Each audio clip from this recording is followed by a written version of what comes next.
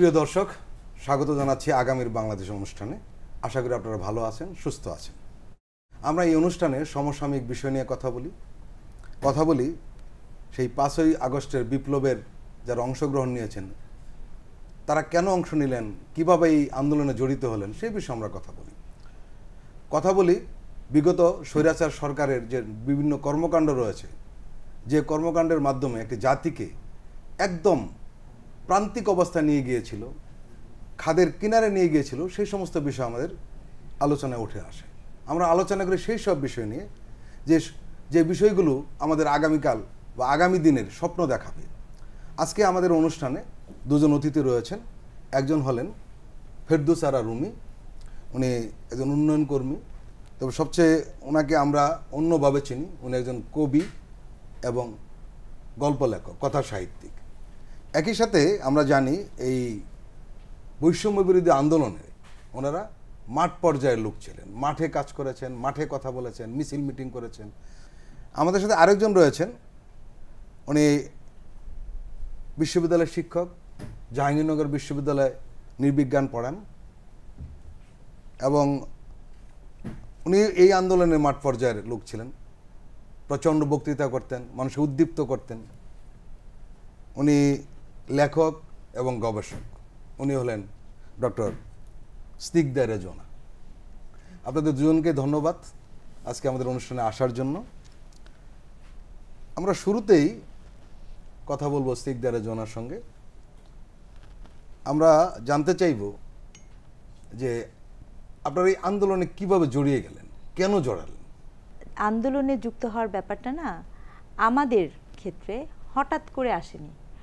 আমি বা আমার যে আজকে সহ আলোচক আছে রুমি, আমাদের পথে পথেই দেখা হয়। মানে যখন ব্যাপারটা এরকম যে দেখুন, আমি একজন শিক্ষক, আমার কাজ কি? আমার কাজ কিন্তু সমাজের অন্যায়ের বিপক্ষে কথা, মানে অন্যায় হলে পরে তার বিপক্ষে কথা বলা, ন্যায্যতা শেখানো, আমার শিক্ষার্থীদেরকেও এই বার্তা দেয়া যে বিভাগের শিক্ষক হোক তার একটা দায়িত্ব থাকে। তো সেই জায়গাটা থেকে যখনই আপনার অন্যায় হয়েছে তখন কখনো শ্রেণীকক্ষে, কখনো অন স্ক্রিনে, কখনো অফ স্ক্রিনে, তো সেই জায়গাটা থেকে কিন্তু আমাদের একটা মোরাল গ্রাউন্ড তো ছিলই। কিন্তু আমার ক্ষেত্রে ব্যক্তিগতভাবে যেহেতু আমি একজন শিক্ষক একটা ইনস্টিটিউশনের, এবং এই আঘাতটা, এই আন্দোলনটা সূত্রপাত শিক্ষার্থীদের, এবং আপনার তখন মনে আছে যে অ্যাট দ্য সেম টাইম কিন্তু তখন শিক্ষকদেরও একটা আন্দোলন চলছিল, পেনশন প্রত্যয় স্কিমের একটা আন্দোলন চলছিল। কিন্তু ওই আন্দোলনটা যখন চলছিল তার সাথে তার ঠিক মনে হয় এক সপ্তাহের মধ্যে এই বৈষম্য বিরোধী, মানে এই কোটা সংস্কার আন্দোলনটাও কিন্তু চলছিল। তো তখন আমাদের যে বিগত প্রধানমন্ত্রী যিনি ছিলেন, তিনি একই সংবাদ সম্মেলনে তিনি একটি বক্তব্য দেন। ওখানে ওনাকে যখন প্রশ্ন করা হয় যে শিক্ষকরাও তো আন্দোলন করছে, ওনার বক্তব্যটা কোড এরকম ছিল: তোরা আন্দোলন করবি কর, আন্দোলন করতে করতে তোরা ক্লান্ত হবি, তারপরে আমি তোদের সাথে কথা বলবো, তারপর সেটা দেখা যাবে। এই যে তুই তোকারি করা, দেখুন আপনি একটা রাষ্ট্রে যদি শিক্ষকদেরকে এইভাবে আপনি সম্বোধন করেন, তাহলে এই সম্বোধনের থেকে গুরুত্বপূর্ণ সংকট আপনি দেখেন কিভাবে? তো সেই জায়গাটা থেকে কিন্তু প্রথম শিক্ষক হিসেবে আমি না, যাদের একটু চেতনা সম্পন্ন শিক্ষক অথবা যাদের মেরুদণ্ডটা ছিল, যারা সেটাকে বর্গা দেয়নি, তারা প্রত্যেকেই কিন্তু সেই বিষয়টা নিয়ে কিন্তু মর্মাহত হয়েছে। এটা কিন্তু একটা স্ফুলিঙ্গ। অ্যাট দ্য সেম টাইম যখন শিক্ষার্থীদের সাথে হলো, এবং বিশেষ করে 15ই জুলাই, 16ই জুলাই, 17ই জুলাই, 15 তারিখ রাত্রেবেলায় যখন বিশ্ববিদ্যালয়ের প্রশাসন একদম নির্লিপ্তভাবে কাজ করলো, বাইরে থেকে, বিশ্ববিদ্যালয়ের বাইরে থেকে আপনার কিছু মানুষ, যেটাকে আমরা ছাত্রছাত্রীরা নাম দিয়েছে, তাদেরকে এন্টার করার অনুমতি দিতে বাধ্য হলো বিশ্ববিদ্যালয়ের প্রশাসন। তখন যখন আমার শিক্ষার্থীরা রাত্র 3টা 4টার সময় ইভেন ভাইস চ্যান্সেলরের যে বাসভবন সেইটাতে ঢুকে গেল, সেখানেও তারা নিরাপত্তা পেল না, সেখানেও তাদেরকে রক্তাক্ত করা হলো। তো আমি তো দেখুন, আমার তো তখন মনে হচ্ছে যে এই শিক্ষার্থীদের আমাকে তো ক্লাসরুমে ফেরত যেতে হবে, সব কিছু পরিবর্তন হোক বা না হোক, আমাকে ক্লাসরুমে ফেরত যেতে হবে। আমি কথাটা লিখেছিলাম, একদিন আমাকে ক্লাসরুমে ফেরত যেতে হবে। এবং তখন ওই শিক্ষার্থীদের সামনে আমাকে চোখে চোখ রেখে কথা বলতে হবে। তো আমার নৈতিক অবস্থান সেদিন কোথায় থাকবে যদি আমার শিক্ষার্থী প্রশ্ন করে যখন আমাকে রক্তাক্ত করা হচ্ছিল তখন আপনি কি কই ছিলেন, আপনার ভূমিকা কি ছিল? এই তাড়না আমাকে এই আন্দোলনের সাথে যুক্ত করে। ফেরদৌস আরা রুমি, প্রশ্নটা হলো যেটা, সেটি হলো যে আপনারা এই আন্দোলন যারা সক্রিয় হয়েছিলেন, মাঠে ময়দানে যারা নেমেছিলেন, এরা আইন শৃঙ্খলা বাহিনী নানান হুমকির মুখে পড়েছে, টেলিফোন, বাসার খোঁজ নেওয়া, এই অভিজ্ঞতাটা আপনি বলবেন? প্রথমত ও যেমন বলেছে, আমরা আসলে যে কোনো ধরনের অন্যায়ের বিরুদ্ধে আমরা কথা বলেছি, এবং সেটা অফলাইনে অনলাইনে যখন যতটুকু যেভাবে পারা গিয়েছে। কারণ আমরা প্রত্যেকেই জানি আমরা কীরকম একটা সময়ের মধ্যে ছিলাম যেখানে হচ্ছে যে কথা বলা যেত না। আমরা এক সময় অনেক বেশি কথা বলেছি ডিজিটাল নিরাপত্তা আইন বাতিলের জন্য। তারপরে সেটাকে কি করা হলো, যে বললো যে হ্যাঁ, প্রচুর সমালোচনার পরে এবং দেশি বিদেশি সমালোচনার পরে আসলো সাইবার সিকিউরিটি অ্যাক্ট, কিন্তু আসলে কিছুই হলো না। আমরা তখন বললাম যে পুরনো কি বলে, মানে পুরনো মদ নতুন বোতলে, এটা ছাড়া, এবং কিছু ধারা নামমাত্র করা হলো, বাতিল করা হলো বা বললো যে না, কিন্তু কিছু ধারা রয়ে গেল যেগুলো হচ্ছে আজামিন অযোগ্য। তার মানে আপনাকে ধরতে চাইলে আগে যেইভাবে ধরা যেত সেটা তো একই রকমই ছিল। এটা আপনারা সাংবাদিক মানুষ আমার চাইতে অনেক বেশি ভালো জানেন। আমরা দূরে থেকে দেখে যতটুকু পাঠক হিসেবে পড়ে যতটুকু বুঝি, যে দেখেছি যে আসলে যে কাউকে আপনাকে আটকানোর জন্য খুব সহজ একটা রাস্তা ওই সাইবার সিকিউরিটি অ্যাক্ট, যেটা 23-এ হলো, সেখানেও আছে। তো আমরা তার ধারাবাহিকভাবে কিন্তু কথা বলে যাচ্ছি। এবং আরও যদি পেছনে যাই, আমরা তো ধরেন বিগত বছরগুলোতে যেমন আমাদের এই শাহবাগে, আমাদের এই শহীদ মিনারে আমাদের প্রচুর ধারাবাহিক প্রোগ্রাম, আপনি জাস্ট একটু গুগল করলেই দেখবেন, ছবি সহ এই কথাগুলো বলে যাচ্ছি। এবং আসলো ইলেকশন, আমরা দেখছি যে একটা প্রহসনের এবং একটা দামি নির্বাচন হতে যাচ্ছে। এবং সেই সময় আমরা হয়তো গুণে হয়তো 20 থেকে 25 জন মানুষ, হ্যাঁ, সে আমাদের ব্যানারটা ছিল এরকম, আমরা নাম দিয়েছিলাম শিক্ষক, সাংবাদিক, শিল্পী, লেখক, হ্যাঁ। এবং এই যে দেখেন 4টা ক্যাটাগরি, কিন্তু কত বড় না ক্যাটাগরি, কিন্তু আপনি এই 4টা ক্যাটাগরিতে আমার 20 জন মানুষ খুঁজতে আমাকে হচ্ছে যে একদম মানে হারিকেন দিয়ে খোঁজার মতন করে আমাদের খুঁজতে হতো। এরপরেও কিন্তু আমরা বলে গিয়েছি। আমার বাসায় আমার ছেলে হচ্ছে ও হচ্ছে 12 ক্লাসে পড়ে, মানে কলেজে সেকেন্ড ইয়ার এসে, ও তো আমার চাইতে বেশি টকবক করে ফুটছে। আমরা তো আসলে এখন জেনজি থেকে শিখছি। ওর টকবক করা দেখে আমার মনে হচ্ছে যে আমি কোথায় আছি, মানে আমরা যতদিন ছিলাম তার চাইতে অনেক বেশি। ও কখনো আন্দোলনে এইভাবে যায়নি, হ্যাঁ আমার সাথে গিয়েছে বিভিন্ন সময়, কিন্তু ওদের যে সময়টা, ওদের যেই ইয়েটা আমরা দেখেছি, মানে ওইটা দেখার পরে আপনি বাসায় আসলে, আপনি যদি কখনো না যান রাস্তায়, আপনি আসলে বাসায় বসে থাকবেন না তখন। আর স্পিরিটের জায়গাটা এমন ছিল, আগুনটা এইভাবে ছিল। এবং জাস্ট এই যে যখন শিক্ষার্থীদের মারা শুরু করলো, প্রথম তো শিক্ষার্থী দিয়ে শুরু হলো, 18 তারিখ হচ্ছে ফারহানকে মারলো, তখন আমি ওর চেহারাটা দেখেছি, ভীষণ, মানে আমি মা হিসেবে 2 দিন ওর দিকে তাকিয়ে আমার কাছে খুব লাগতো, যে আমার খালি মনে হতো আচ্ছা এই যে প্রাণগুলো চলে যাচ্ছে, আমরা কি কিছু পাবো না? তাহলে তো মানে জাস্ট লস। যখন ঢাকা ইউনিভার্সিটিতে মেরে হল থেকে বের করে দিল, সব শিক্ষার্থীদের, মেয়েদের, ছেলেদের সবাই হল ত্যাগ করতে বাধ্য করা হলো, সেই রকম সময়ে একজন ঢাকা বিশ্ববিদ্যালয়েরই একজন শিক্ষক, উনি একটা ন্যারেটিভ দাঁড় করালেন এরকম যে এখানে কিছুই ঘটেনি, খুব শুনশান নীরব, সব কিছু সুন্দর আছে। কিন্তু একটু আগে, মানে জাস্ট 4-5 ঘন্টা আগে যে ওখানে একটা নারকীয় কাণ্ড বলেন বা যাই বলেন, সেই ঘটনাটিকে উনি পুরোটাই এরকম একটা ব্যাখ্যায় দিলেন। তখন সেটার আমরা প্রতিবাদ করলাম এই অর্থে যে জাস্ট আমি একজন আমাদেরই আরেক শ্রদ্ধেয় টিচার, তার কমেন্টের প্রেক্ষিতে আমি জাস্ট একটা ওখানে মানে একটা স্ট্যাটাসের প্রেক্ষিতে আমি জাস্ট কমেন্ট দিয়েছি। সেটাকে উনি নিলেন যেভাবে, যে আমাদের এই কমেন্টের কারণে বা আমাদের এই স্ট্যাটাস দেওয়ার কারণে হচ্ছে যে ওনার জীবন হুমকির মুখে, ওনাকে কে যেন এসে হুমকি দিচ্ছেন। তখন হয়ে গেল আমার বিরুদ্ধে একটা জিডি, আমাদের 3 জনের বিরুদ্ধে। মানে সেই জিডির ভাষা শুনলে মনে হবে যে একটা মামলা চাইতেও ভয়াবহ, এইভাবে করে করা হলো। তো এইরকম জায়গাগুলোও ছিল। আবার তার আগে থেকে আমরা নজরদারিতে ছিলাম, সেটার আমি নানানভাবে আঁচ পাচ্ছিলাম, হ্যাঁ। এবং সব কিছুর পরেও আমার কাছে মনে হয়েছে আমি একদম তখন একেবারে এই জায়গায় যখন আমি বললাম যে ছাত্ররা মারা যাচ্ছে, আমি ঘরে এরকম একটা চেহারা দেখছি, বাইরে গেলে দেখছি, তখন আমার কাছে মনে হয়েছে যে আচ্ছা আমার আমার আমার দেয়ালে পিঠ থেকে গেছে, আমার যদি জেলে যেতে হয়, আমরা আয়নাঘরের গল্প তখন শুনে ফেলেছি, আমি মেন্টালি প্রিপারেশন নিয়ে নিয়েছি। আমার অফিস থেকেও এক ধরনের যে আপনি একটু রয়েস হয়ে চলেন এরকম বলছে, তো আমি জানি যে অফিসও করবে, আমাকে যথেষ্ট সহযোগিতা করেছেন, বলছেন সব ধরনের দিব, কিন্তু আমি ওইটা ভেবেছি যে মেন্টালি যে আমি প্রস্তুত।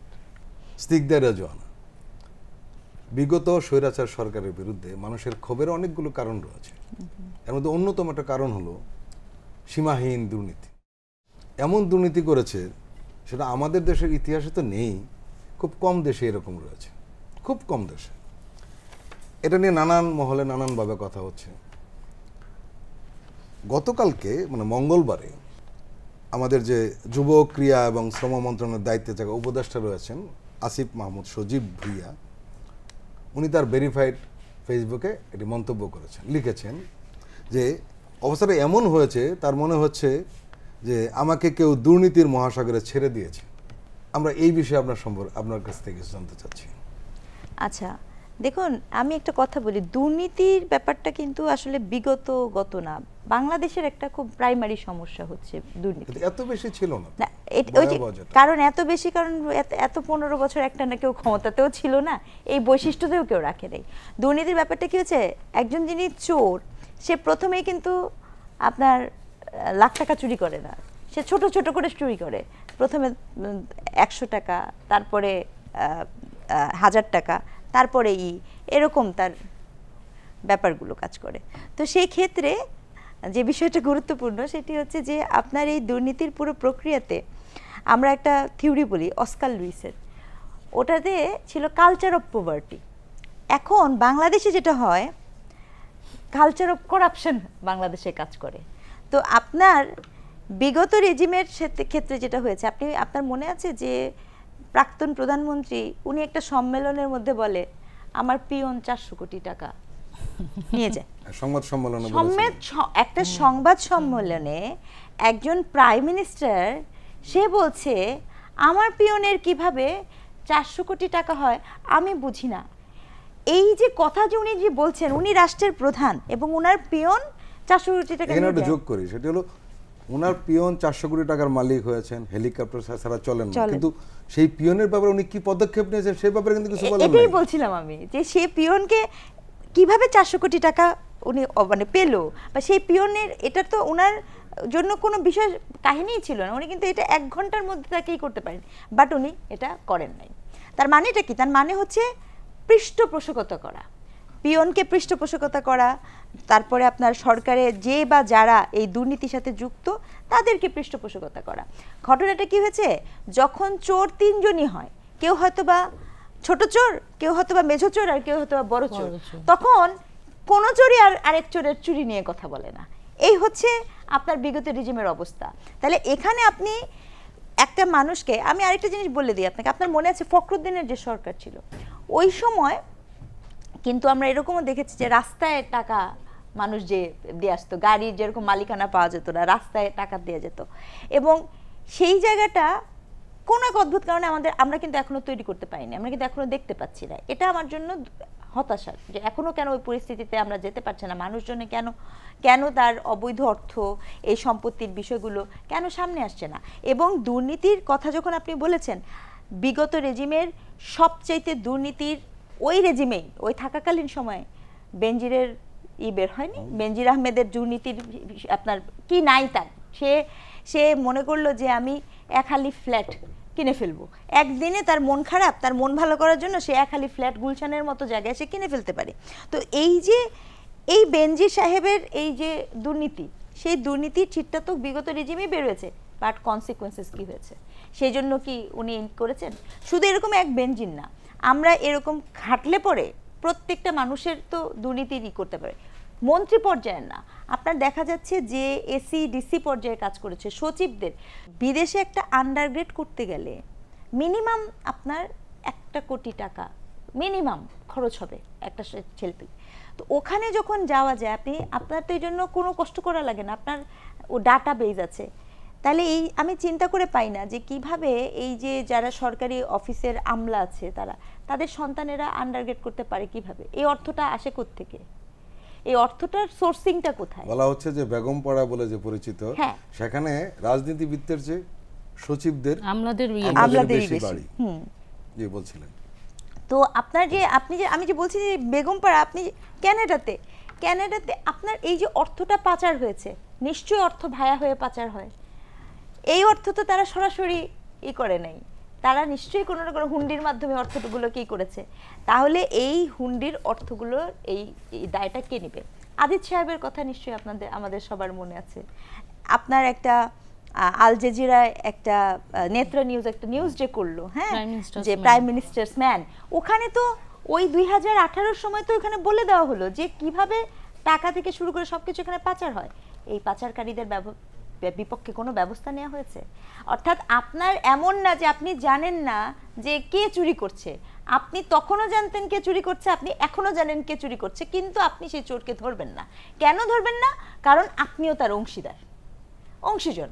তাহলে সবাই এই যে ব্যাপারটা হয়েছে কি 10 মিলে করি কাজ হারিয়ে যেতে নাহিলাজ, এখানে হয়েছে 10 মিলে করি চুরি বুকবাজি সিনাজুরি। গল্পটা এরকম হয়েছে যে 10 মিলে করি চুরি বুকবাজি সিনাজুরি, মানে আমি চুরি করেছি, এটা আমি লজ্জিত না, বরঞ্চ আমি এটা প্রতিষ্ঠিত করতে পেরে অনেক বেশি প্রতিষ্ঠিত। আমরা ফেরদৌস রুমির কাছে যাব।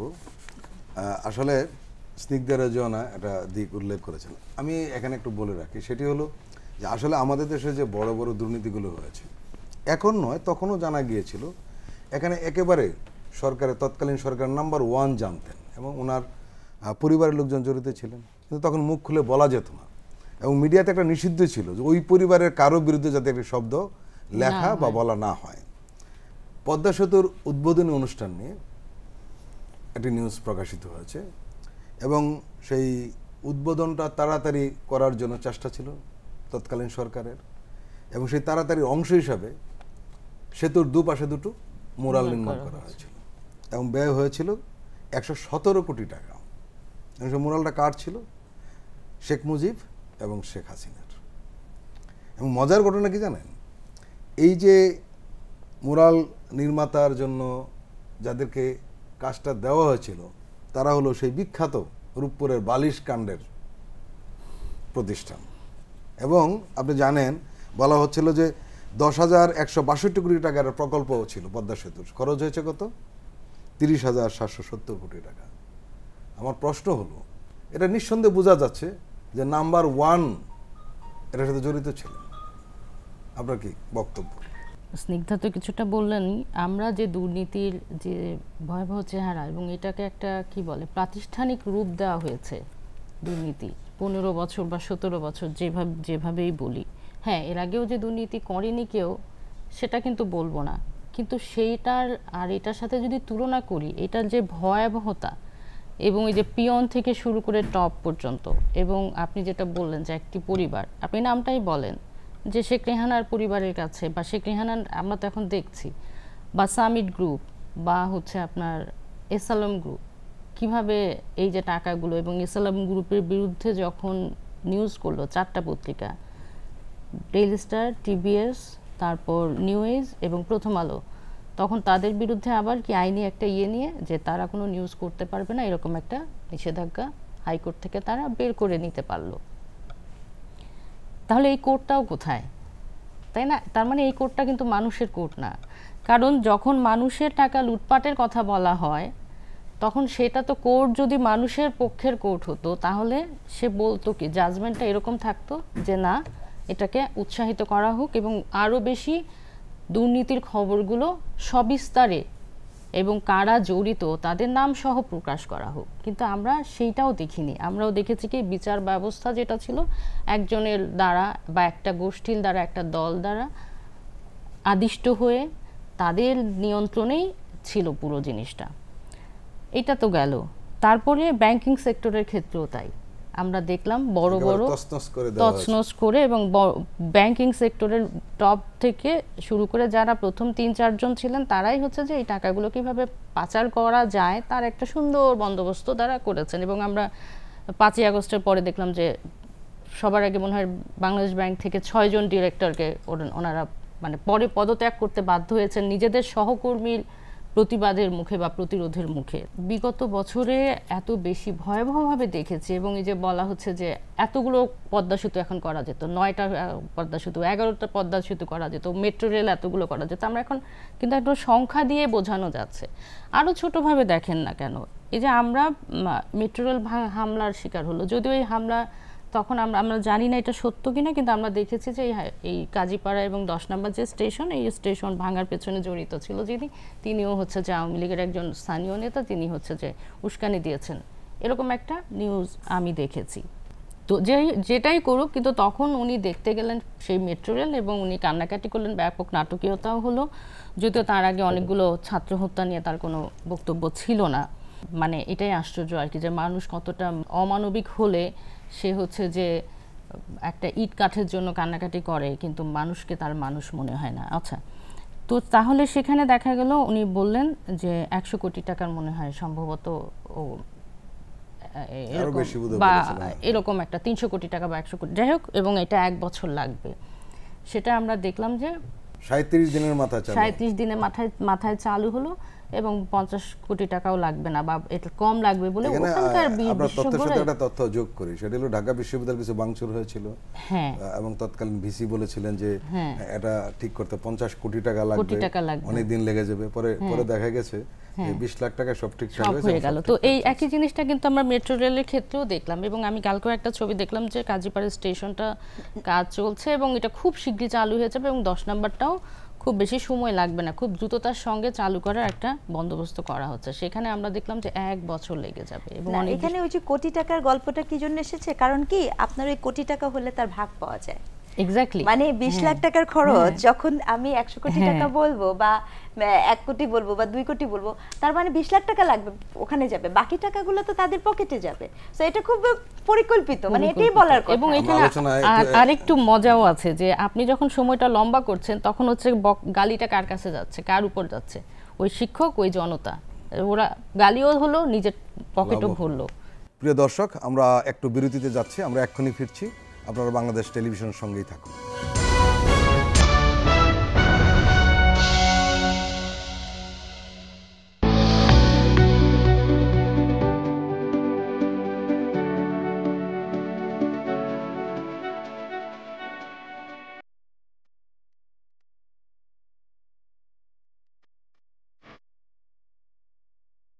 আসছে অভিমত। চোখ রাখুন বিটিভির পর্দায়।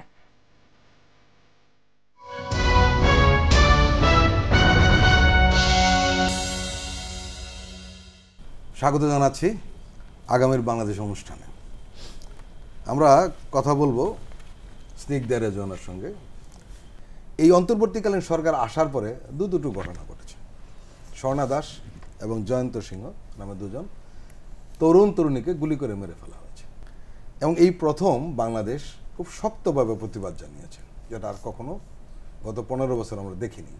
একটা নতজানু পররাষ্ট্রনীতি থাকার কারণে এরকম হয়েছিল। গতকালকে পঞ্চগড়ে বিএসএফ এবং বিজেপি একটা যৌথ বৈঠক হয়েছে। সেই বৈঠকে এই প্রথম বাংলাদেশ খুব কড়াভাবে বলেছে এরকম হত্যা আমরা বরদাস্ত করব না। এই বিষয়ে আপনি কি বলবেন?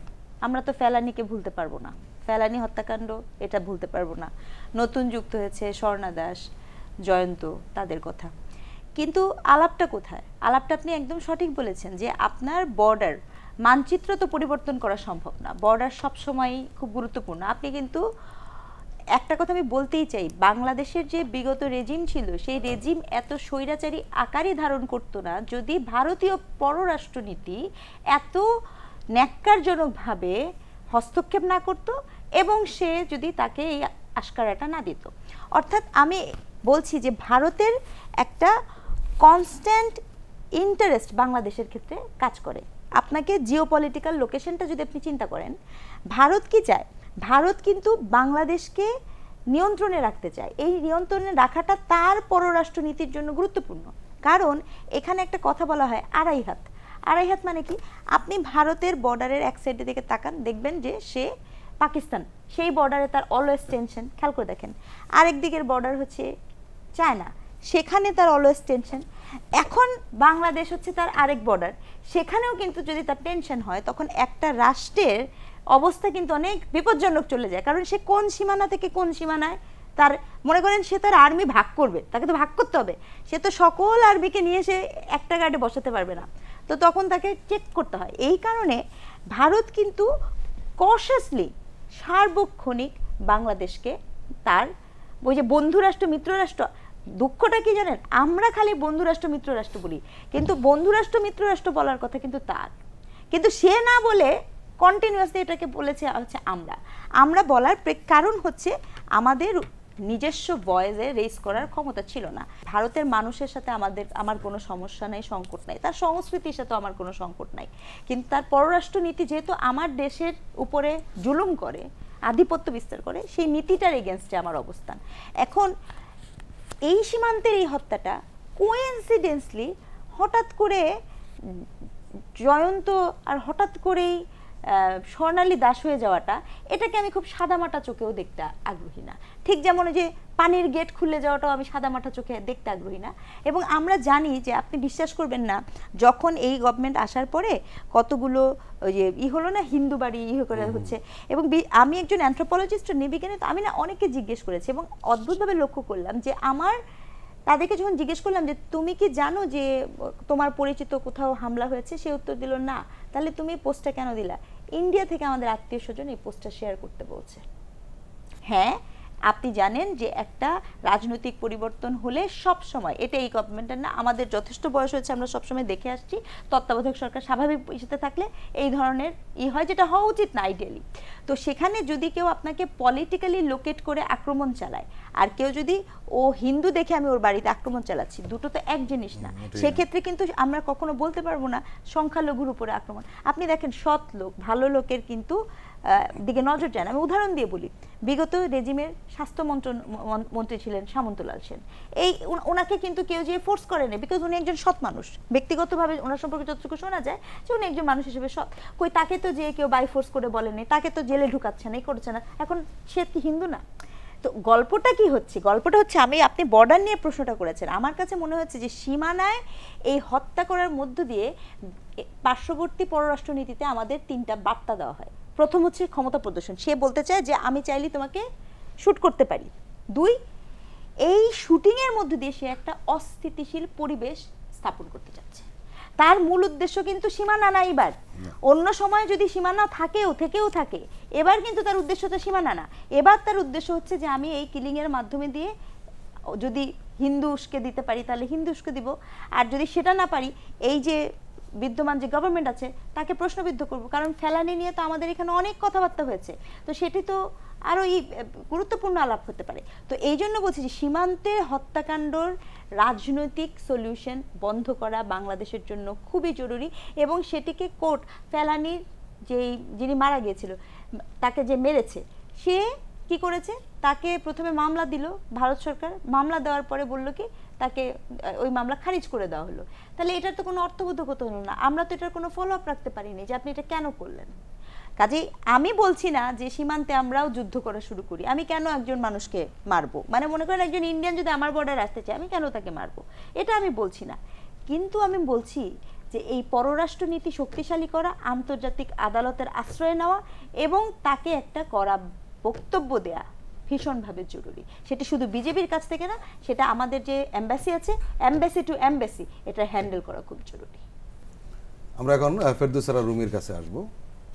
আমাদের প্রধান উপদেষ্টা ডক্টর মোহাম্মদ ইউনূস, উনি জার্মানির যে একটা সংবাদ সংস্থা রয়েছেন, আপনারা জানেন ডয়চে ভেলে, খুব বিখ্যাত সংবাদ সংস্থা, সেখানে উনি সাক্ষাৎকার দিয়েছেন। সেখানে সেই সাক্ষাৎকারে ইন্ডিয়া বাংলাদেশ রিলেশনের কথা এসেছে, এবং সেখানে উনি স্পষ্ট করে বলেছেন যে আন্তরিকতার সাথে বলেছেন যে আমাদের আসলে সবচেয়ে বেশি প্রতিবেশী হলো ভারত, আমরা বৈরিক সম্পর্ক চাই না এবং সম্পর্কটা ভালো হওয়া উচিত, কিন্তু এটা এক পক্ষ থেকে হলে হবে না, এবং এই বৈরিক সম্পর্ক থাকলে কেউ কিন্তু লাভবান হবে না। ভারত বড় দেশ বলে যে লাভবান হবে সেরকম না, তারাও ক্ষতিগ্রস্ত হবে। আর উনি বলেছেন যে কিছু আইন কানুন রয়েছে পানি বন্টন সহ, সেগুলো সমাধান করতে হবে, আর সেই সমাধান যদি না করা যায় তাহলে কিন্তু এই সম্পর্কটা ঘনিষ্ঠ হবে না বা স্বাভাবিক হবে না, এই বিষয়ে আপনি কি বলবেন? ভারতের সাথে ভারত বাংলাদেশ যে সম্পর্ক, এটা কি প্রভু আর ভৃত্যের সম্পর্ক। আমরা যেটা দেখছি, দেখার জায়গা থেকে যদি বলি, সম্পর্কটা কিন্তু এই যে আমরা ভৃত্য, ওনারা প্রভু, এবং সেই জায়গা থেকেই কিন্তু সবসময় তারা আমাদেরকে দেখে আসছে। দুই দেশের সম্পর্কে যে কোনো কিছু দেওয়ার ক্ষেত্রে এটা ন্যায্যতার ভিত্তিতে হতে হবে। সেটা আপনি হচ্ছে যে আপনি কোনো চুক্তি করেন, বাণিজ্য চুক্তি বলেন, অন্য কোনো চুক্তি করেন, যে কোনো কিছু ন্যায্যতা, তোমার কতটুকু আমার কতটুকু, এটা ন্যায্যতা থাকা লাগবে। সেটা আমরা কখনোই চিন্তা করিনি, না করে কিন্তু আমরা এইভাবে করেই, তো এইভাবে সম্পর্কগুলো যখন করে এসছি, তখন আমরা বরাবরই নিষ্পেষিত হয়েছি। আমাদের কোন জায়গাটাতে তারা দখল করেনি যদি আমরা দেখতে চাই, আপনি বলেন বাণিজ্য বলেন, সাহিত্য বলেন, শিল্প বলেন, বা অন্যান্য যা কিছু বলেন, আমাদের সংস্কৃতি বলেন না, এমন কোনো জায়গা আপনি পাবেন না।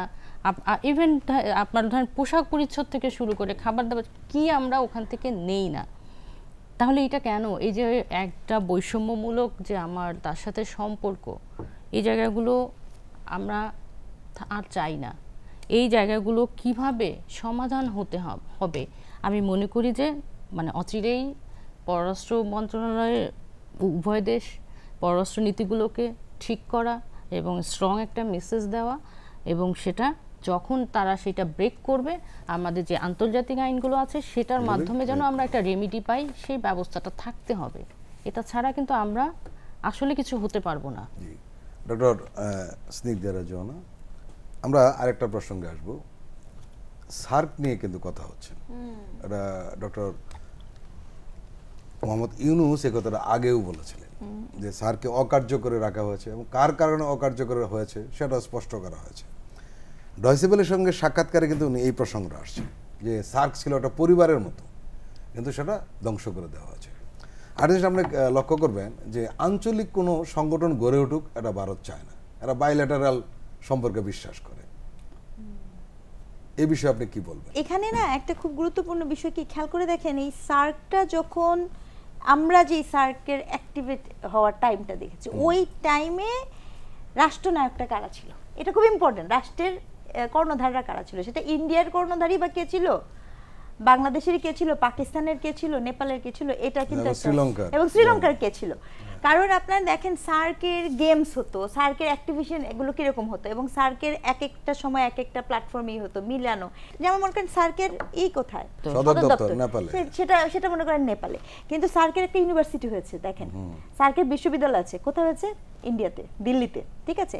এখন আপনার থ্রু সার্ক যখন থাকে তখন হয় কি, ইন্ডিয়া এককভাবে অন্যান্য দেশগুলোতে ইন্টারভেন করতে পারে না, কারণ সার্ক তো একটা তখন প্রতিষ্ঠান, সেখানে তো আপনার ভোটিং এর একটা ব্যাপার থাকে যে এই দেশকে আলোচনার সুযোগ থাকে, আমি চাই না বা আমি ভেটো দিই, কারণ সে তো জানে সে কখনো পাকিস্তানের সাপোর্ট পাবে না। নেপাল কিন্তু ইন্ডিয়ার সাথে নেপালের কিন্তু বড় একটা মানে বিশাল গ্যাপ, মানে অনেকে আমরা ভুল করি কি যে নেপালেও হিন্দু থাকে ইন্ডিয়াতেও হিন্দু থাকে, গল্পটা কিন্তু এরকম না। কারণ নেপালের আপনার মনে আছে ওই যে ফুয়েল নিয়ে যে কাজটা করলো, যে সে দিবে না দেখে, এবং নেপালের বনায়ন মানে গাছ কাটা থেকে শুরু করে একদম হয়ে গেল, সে জাস্ট যেতে দিবে না। এখন নেপালের অবস্থাটা মানে ইন্ডিয়ার সাথে সম্পর্ক শত্রু রাষ্ট্রের সম্পর্কে পরিণত হয়েছে। হ্যাঁ হ্যাঁ, এই তথ্যগুলো কিন্তু হয়তো বা পাবলিক পরিসরে ওরকম আলোচনা করা হয় না। তো সার্কটা ডিঅ্যাক্টিভ করার মূল হোতা হচ্ছে ইন্ডিয়া, এই কারণে যে সে যখনই সার্কের এরকম বৈঠক বসাবে তখন আপনার নেপালও চুপ থাকবে না, পাকিস্তানও চুপ থাকবে না, মালদ্বীপও চুপ থাকবে না, এখন তো বাংলাদেশও চুপ থাকবে না। তাহলে তখন ইন্ডিয়া এই প্রেশার সামলাবে কি করে? এই কারণে সে সার্কটাকে ডিঅ্যাক্টিভ করেছে। আমাদের জন্য ইভেন আমি খুবই, এটা হচ্ছে স্মার্ট মুভ, ডক্টর ইউনূস যে বলেছেন যে যে কোনো মূল্যে বাংলাদেশে যদি আমরা সার্কটাকে এখন অ্যাক্টিভ করে ফেলতে পারি, তাহলে ইন্ডিয়া তার যে ক্ষমতার চর্চা, সেই ক্ষমতার চর্চাটা তার পরিসরটা সীমায়িত আছে, এবং সত্যিকার অর্থে এই মুহূর্তে সে কিন্তু একটু চাপে রয়েছে, একটু সে চাপে তো আছে। এবং সে একটা কথা বলছে না, জয়শঙ্কর, আপনি দেখেন না কেন তার বডি ল্যাঙ্গুয়েজ, মানে অন্য কিছু বাদ দিলাম, জয়শঙ্করের যে বডি ল্যাঙ্গুয়েজ, সেই বডি ল্যাঙ্গুয়েজে কিন্তু আমাদের কিন্তু বলে দেয় বার্তাগুলোকে। এবং সে কি বলছে, সে বলেছে তাদের কিন্তু বড় রিপোর্টে কি বলেছে, বাংলাদেশের এই সরকারে যারা আছে তাদেরকে নাকি তারা চেনে না, এই জন্য তারা অবজারভেশনে লিখেছে, এই জন্য তারা ওই অর্থে কোনো সিদ্ধান্ত নিচ্ছে না, তাদেরকে চেনার এবং জানার চেষ্টা করছে, পরিচয়মূলক পর্ব চলছে। কারণ কি, ইন্ডিয়ার আমি ইন্ডিয়াকেও বলতে চাই, পররাষ্ট্রনীতি ইন্ডিয়াকে ডুবাচ্ছে। ইন্ডিয়ার যে পররাষ্ট্রনীতি, আপনি একটা দলের সাথে সম্পর্ক করেন কি করে? দলও না তো, ব্যক্তির সাথে সম্পর্ক করেন কি করে? আপনাকে তো একটা দেশের সাথে দেশের সম্পর্ক হবে, জনগণের সম্পর্ক হবে। আমি অবশ্যই চাই যে বাংলাদেশের মানুষ এবং ইন্ডিয়ার মানুষের মধ্যে একটা ভ্রাতৃত্বপূর্ণ সৌহার্দ্যপূর্ণ সম্পর্ক থাকুক, কিন্তু এর অর্থ এই না আমি দাদাগিরি চাই না।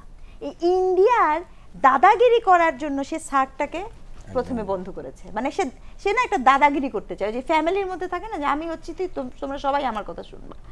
এই দাদাগিরিটা থামানোর জন্য সার্ককে অ্যাক্টিভেট করা খুবই জরুরি। এবং সমস্যা হলো প্রতিবেশী কোনো দেশই তার দাদাগিরি মানছে না। লাভটা কি হলো?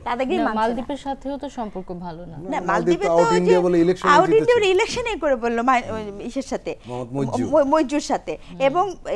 এবং সেক্ষেত্রে মইজু তো মালদ্বীপের পর্যটন ইন্ডিয়ার আপনি রেজিস্ট্যান্স দেখেন। তবে হ্যাঁ, আমি মনে করি কিছু জিনিস আমাদের শেখারও আছে। এই যে মইজু, যখন আপনি ইলেকশনটার কথা বললেন, তখন ইন্ডিয়ার প্রধানমন্ত্রী নরেন্দ্র মোদী সে একটা প্রোমো করেছিল যাতে মালদ্বীপে মানুষ না যায়, জেতার পরে হ্যাঁ মালদ্বীপে যেন না যায়, এবং সে আলাদা করে ওই যে দ্বীপের মতো একটা জায়গা তৈরি করলো, লাক্ষাদ্বীপে সে একটা প্রোমো তৈরি করলো যে মালদ্বীপে কেন যেতে হবে। এগুলো কিন্তু আমাদের শেখার আছে, কারণ আমরা কিন্তু আমাদের কিন্তু পর্যটন শিল্প একেবারে ধ্বংসের ক্ষেত্রে চলে গেছে। আমাদেরকে তো বহিরা পর্যটকদেরকে আকর্ষণ করতে হবে, আমাদের অনেক কাজ করার জায়গা আছে, সেখানে আমরা ভালোই করতে পারি। কিন্তু সার্কের মতো প্রতিষ্ঠানকে আমাদের পররাষ্ট্র নীতি শক্তিশালী করার জন্য শুধু ডক্টর মোহাম্মদ ইউনূস না, পরবর্তীতে যে সরকারই আসবে আমি মনে করি সেটা আমাদের শুধু মানে বাংলাদেশ কেন, আজকে যদি নেপাল চায় যে সার্ক অ্যাক্টিভ হোক, আজকে যদি পাকিস্তান চায়, আজকে যদি মালদ্বীপ চায়, শ্রীলঙ্কা চায়, তাহলে একা ইন্ডিয়া তো সেটাকে থামাতে পারবে না। তাহলে সেই আলাপটা আমাদের তুলতে হবে, তুললে পরে আমাদের জন্যই সেটা একটা ভালো, আমরা আশাবাদ ব্যক্ত করতে পারি যে সামনের দিনগুলিতে হয়তো সার্ক শক্তিশালী হবে এবং সক্রিয় হবে। হ্যাঁ, আমাদের ওই যে সাফ গেমস গুলো, মানে আমাদের তো, আমি তো এই যে অনেক জিনিস, অনেক চিন্তা করে দেখেন আমাদের সম্মেলনগুলোকে ধরে আমাদের মনে আছে ছোটবেলায় যখন সার্ক সম্মেলন হতো যে অনেক দেশের 7টা দেশের সিনেমা দেখতে পারবো, সংস্কৃত। এই বিটিভিতে ছবি দেখানো হতো 7 দেশের। ইন্টারনেটের যুগে হয়তো কিন্তু তখন তো আমার ইন্টারনেট ছিল না, আমরা কিন্তু ওইটাকেই মাথায় রাখতাম এবং যে বিভিন্ন 7টা দেশের কালচার দেখতে পাবো, এছাড়া তার কোনো সুযোগ নাই। বিটিভির মাধ্যমে আমরা সেটা দেখতাম, সেই দিনগুলো হারিয়ে গেছে আমাদের সেই ছোটবেলার। প্রিয় দর্শক, আমরা আরেকবার বিরতিতে যাচ্ছি, আপনারা আমাদের সঙ্গেই থাকুন।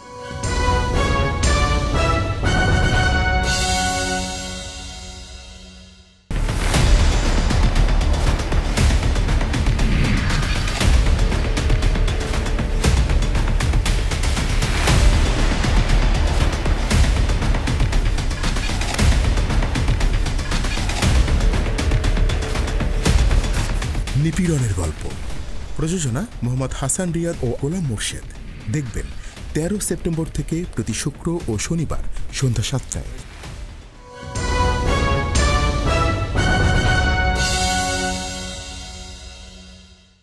প্রিয় দর্শক, আবারও স্বাগত জানাচ্ছি আগামীর বাংলাদেশ অনুষ্ঠানে। আমরা এখন যাব ফেরদৌসারা রুমির কাছে। আপনারা মাঠ পর্যায়ে আন্দোলনে ছিলেন, আপনারা একটি রিজিম বদলে দেওয়ার চেষ্টা করেছেন এবং সফল হয়েছেন, এবং দীর্ঘদিন ধরে রাজনীতির একটা ধারা চলছিল, এটা অনেকে পট পরিবর্তন চাচ্ছে, সংস্কারের প্রসঙ্গে এসছে এবং সংস্কার নিয়ে সরকার কাজও শুরু করেছে, আনুষ্ঠানিকভাবে শুরু করেছে। আপনারা যেহেতু এই দ্বিতীয় স্বাধীনতার একটা অংশীদার হয়ে গেছেন, আপনারা আগামী বাংলাদেশ কেমন দেখতে চান? প্রথমে আমি একটু এই প্রসঙ্গে আসার আগে একটা জিনিস একটু বলে যাই, সেটা হচ্ছে যে আমার একটা উদ্বিগ্নতা অনেক ভেতরে কাজ করছে যে আমাদের যে অনেক, আমরা তো শহীদের তালিকা দেখছি, যদিও এখন তালিকা পূর্ণাঙ্গ তালিকা হয়নি, এটা ধন্যবাদ জানাই যে সরকার শহীদের তালিকা তৈরি করছেন এবং এটা প্রসেস বলছেন, এবং 1000 জনের বেশি তো আমরা নানান মাধ্যমে জানতে পেরেছি, কিন্তু আহতের তালিকা অনেক, 18,000 না 20,000 এরকম বলা হচ্ছে, কিন্তু এগুলো এখনো একটা কংক্রিট, সেই তালিকাটাও হওয়া উচিত। কিন্তু অবশ্যই সেই জায়গায় আমি বলছি যে আমার কাছে মনে হচ্ছে যে এই তালিকাগুলো খুব দ্রুত করা, এবং আহত যারা, বিশেষ করে নিহত পরিবারগুলো তো বটেই, আহত পরিবারগুলো তো অনেকগুলো দেখা গেছে যে সেই একমাত্র উপার্জনক্ষম ব্যক্তি ছিলেন, তাহলে সেই মানুষটা চলে যাওয়ার পরে তার সেই পরিবারটা কিভাবে চলছে। আমরা কিন্তু কিছু কিছু হিউম্যান স্টোরি দেখছি পত্রিকাগুলোতে, যেগুলো খুবই উদ্বেগজনক। একটা বাচ্চা বিক্রি হয়েছে যদিও বলা হচ্ছে যে না বিক্রি হয়নি, কিন্তু পরিবারের আত্মীয়র কাছে রেখেছে। যাই হোক, কিন্তু তারও যে একটা দুর্দশাগ্রস্ত অবস্থা সেটা তো দেখা গেছে। তো এরকম অনেকগুলো কয়েকটা স্টোরিতে বোঝা যাচ্ছে যে এখানে কিন্তু একটা আমরা যে ছাত্র জনতার আন্দোলন বলছি, এখানে এই জনতা কিন্তু একদম নিম্ন আয়ের বেশি। হ্যাঁ, এই জনতাকে আমাকে সবার আগে খোঁজটা করতে হবে, সবার আগে তার চিকিৎসা নিশ্চিত করা এবং তার অর্থনৈতিক যে স্বাবলম্বিতা, এটা আমাকে খুবই প্রায়োরিটি দিয়ে দেখতে হবে। আপনি সংস্কার করেন যাই করেন, কিন্তু এই মানুষগুলো আজকে এইভাবে ত্যাগ করেছে বলে কিন্তু আমরা এখানে আজকে কথা বলছি, ওনারাও ওই জায়গাগুলোতে এসছেন।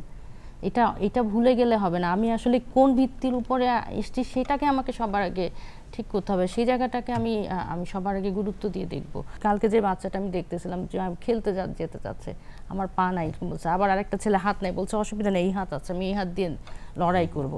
এই যে জিনিসগুলো, এগুলো আমাদেরকে এখনো প্রেরণা দেয়। কিন্তু তাই বলে তো ওর ওই কষ্টটাকে ভুলে গেলে হবে না, ওই স্যাক্রিফাইসটাকে আমাকে প্রতিদিন কাউন্ট করতে হবে, তাকে সেই উপযুক্ত পুরস্কারটা দিতে হবে। আমি তার হাত ফিরাই দিতে পারবো না বা আমি কারো জীবন ফিরাই দিতে পারবো না, কিন্তু আমি আমার যতটুকু জায়গা আছে সেইটাকে আমার সর্বোচ্চ পরিমাণে দিতে হবে। এটা গেল একটা। আর সংস্কারের জায়গাগুলো যদি বলেন, সবার আগে তো আমরা এখন বলছি দুর্নীতির যে কি মানে একটা মৎস্য বাজাই বলি না কেন, সেটা আমরা দেখছি। এইগুলো প্রত্যেকটার তালিকা প্রকাশ করা এবং সেই টাকাগুলো উদ্ধার করা, যেগুলো বাইরে চলে গেছে সেটাও উদ্ধার করার জন্য সর্বোচ্চ চেষ্টা করা, এই জিনিসগুলো দ্রুত চাই।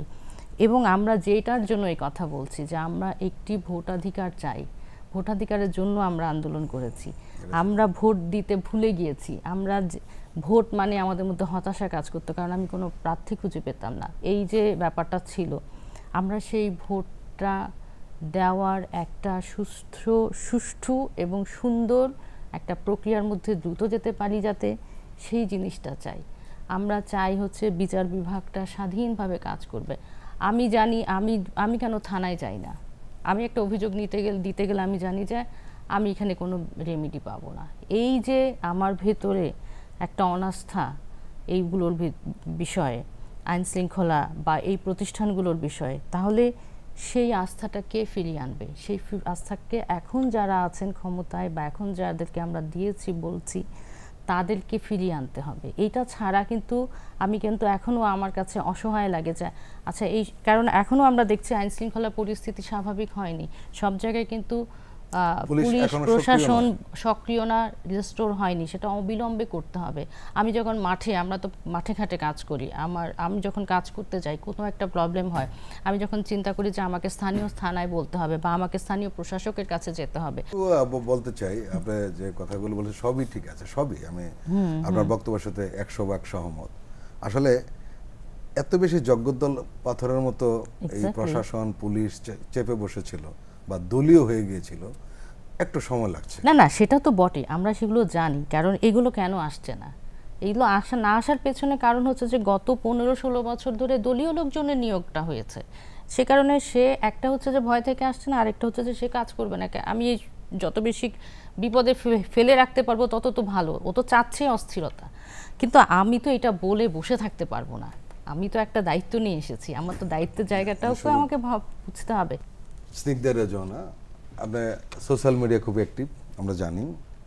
আপনি কিছুদিন আগে আপনার ফেসবুক ওয়ালে একটা স্ট্যাটাস দিয়েছেন যে ফরাসি বিপ্লব তো অনেক পড়েছেন, এখন থেকে ফরাসি বিপ্লবের পাশাপাশি বাংলা বিপ্লব অধ্যয়ন শুরু করেন, নিজ দেশের ঐতিহাসিক ক্ষণকে চিহ্নিত করুন।